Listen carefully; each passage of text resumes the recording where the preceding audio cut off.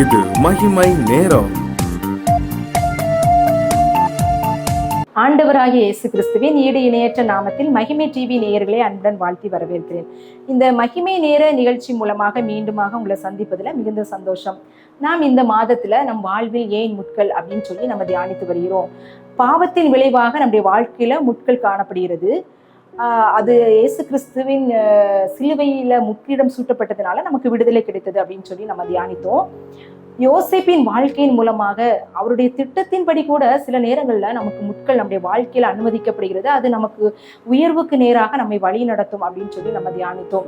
இந்த நாளில் எலியாவை குறித்து நம்ம தியானிக்க போகிறோம். அவன் மனசோர்வுற்றவனாக, மனநிலை பாதிக்கப்பட்டதை போல அவன் சூரச்செடியில போய் உட்கார்ந்து, போதும் கர்த்தாவே என் ஆத்துமாவை எடுத்துக்கொள்ளும் அப்படின்னு சொல்லி அவன் அங்கலாய்க்கிறவனாக ஒரு தனிமையான ஒரு சூழ்நிலையில அவன் இருக்கிறான்.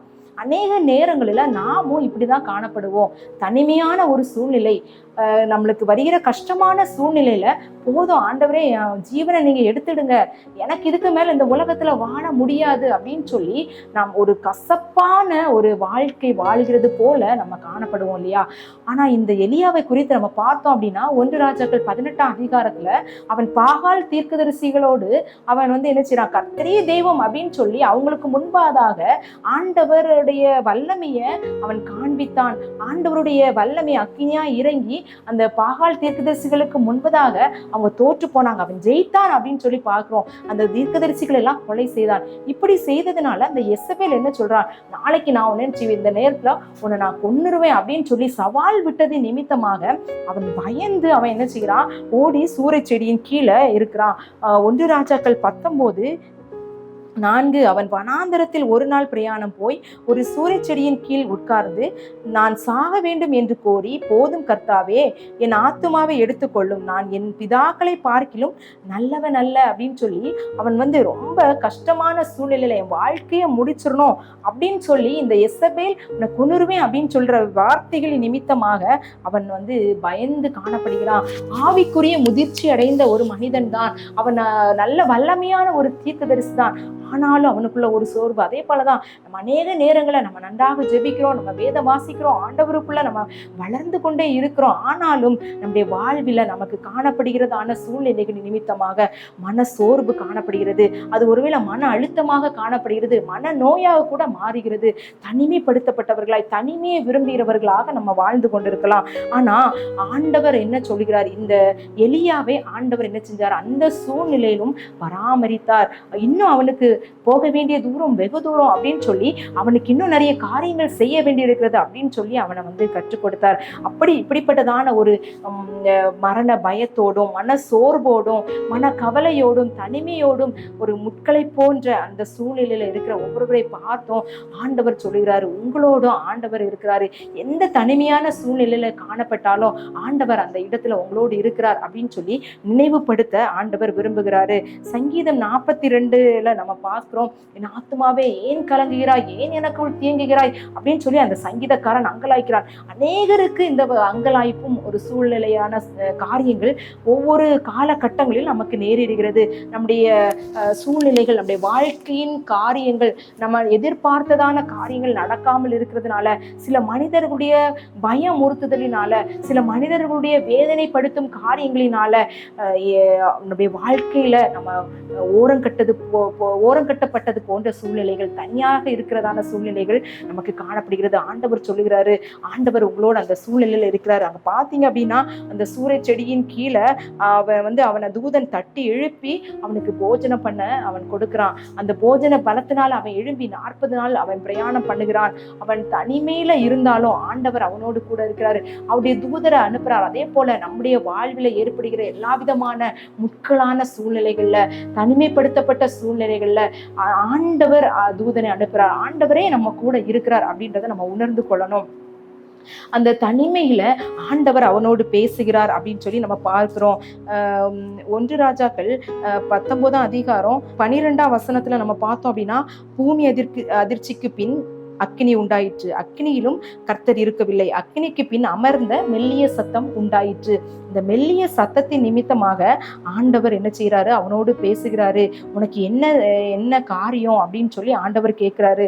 அவனுடைய காரியத்தை கேட்கிறாரு. நான் இப்படி ஆண்டவரே உமக்கு முன்பாக நான் வெகு பக்தி வைராக்கியம் உள்ளவனா இருந்தேனே அப்படின்னு சொல்லி அவனுடைய பிரச்சனைகள் எல்லாம் அவன் ஆண்டவர்கிட்ட சொல்லும் போது ஆண்டவர் என்ன சொல்றாரு, இஸ்ரவேலில பாகாலுக்கு முன்பதாக முழங்கால் படியில இருக்கிறாத 7000 பேரை நான் மீதியாய் வைத்திருக்கிறேன். அவங்கள நீ என்ன செய்யணும், அவங்கள இது வழி நடத்தணும் அப்படின்னு சொல்லி ஆண்டவர் தைரியப்படுத்துகிறாரு. இந்த காரியத்துல ஆண்டவர் எலியாவுக்கு தைரியத்தை கொடுக்கிறாரு. நம்ம தனிமையான சூழ்நிலைகள்ல, மனநிலை பாதிக்கப்பட்ட சூழ்நிலைகள்ல, பிரச்சனைகளின் நிமித்தமாக நம்ம அங்கலாய்க்கப்பட்ட சூழ்நிலைகள்ல ஆண்டவர் நம்முடைய பக்கத்துல நம்மளோடு பேசுகிற தேவனா இருக்கிறாரு. மெல்லிய சத்தத்துல ஆண்டவர் எலியாவுக்கு பதில் கொடுத்தார் அப்படின்னு சொல்லி பார்க்கிறோம். புத்துயிர் பெற்று அவன் எழுந்து அவனுடைய காரியங்களை அவன் நிறைவேற்றுகிறான் அப்படின்னு சொல்லி நம்ம பார்க்கிறோம். பின்வரும் வசனங்களை நம்ம பார்த்தோம் அப்படின்னா 15ஆம் வசனத்துல இருந்து அவன் ஆசகேலை சீரியாவின் மேல என்ன செய்யறான், அபிஷேகம் பண்ணி வைக்கிறான். நிம்சியின் குமாரனாகிய யெகூவை இஸ்ரவேலின் மேல் அவன் ராஜாவாக அபிஷேகம் பண்ணுகிறான். எலிசாவை அவன் தீர்க்கதரிசியாக அழைக்கிறான். இப்படிப்பட்டதான காரியங்கள் எல்லாம் நிறைவேற்றுகிறான். அவன் தனிமைப்படுத்தப்பட்டு சூரிய செடியின் கீழே போதும் கர்த்தாவே என் ஆத்மாவை எடுத்துக்கொள்ளும் அப்படின்னு சொல்லி ஒரு முள் போன்ற ஒரு சூழ்நிலைகளை, அந்த முள்ளான சூழ்நிலை அவனால தாண்ட முடியல அப்படின்னு சொல்லி இருந்த சூழ்நிலையில ஆண்டவர் சொல்றாரு, உனக்கு செய்ய வேண்டிய காரியம் இருக்கு, நீ எழும்பு அப்படின்னு சொல்லி அவனை எழுப்பி இந்த காரியங்கள் எல்லாம் நிறைவேற்ற வைக்கிறார். இதே போல உங்களுடைய வாழ்க்கையில ஆண்டவர் என்னென்ன காரியங்களை நிறைவேற்ற திட்டம் வைத்திருக்கிறாரோ ஆண்டவர் சொல்றாரு, நீ எழும்பி போ, உனக்கு செய்ய வேண்டிய காரியங்களை நீ செய் அப்படின்னு சொல்லி ஆண்டவர் உங்களை எழுப்புகிறாரு. தனிமையான சூழ்நிலைகள்ல ஆண்டவருடைய சத்தத்தை நீங்க கேட்கணும் அப்படின்னு சொல்லி ஆண்டவர் விரும்புகிறாரு. அவர் நம்மை ஒரு நாளும் விட்டு விலகாத தேவனா இருக்கிறாரு. அந்த சோர்வான சூழ்நிலை நம்முடைய வாழ்க்கையின் முடிவாய் காணப்படாது.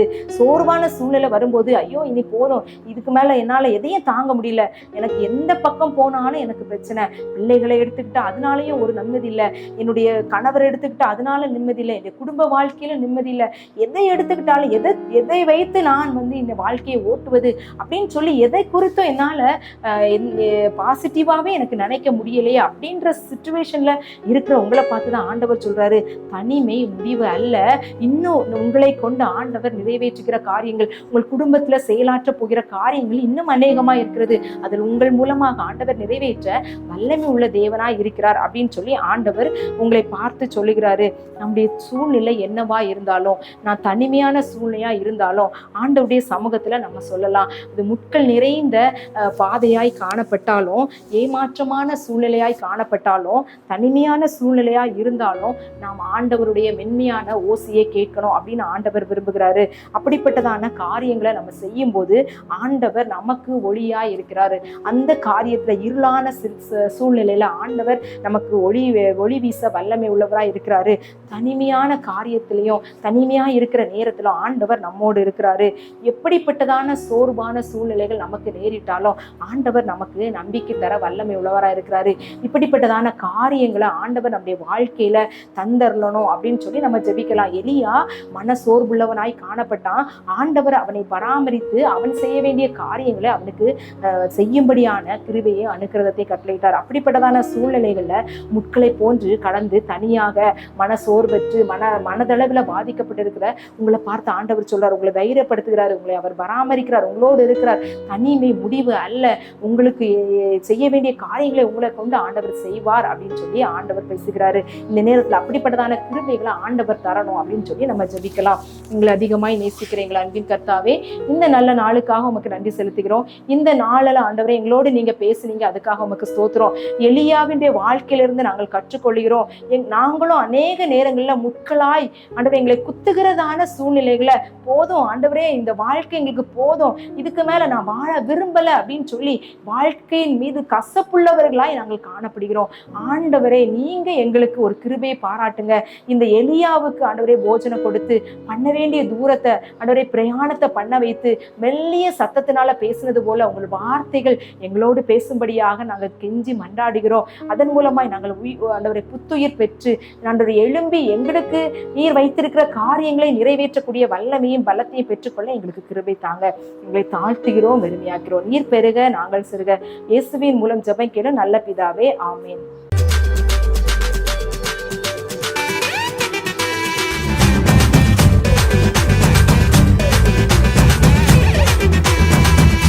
மகிமை மகிமை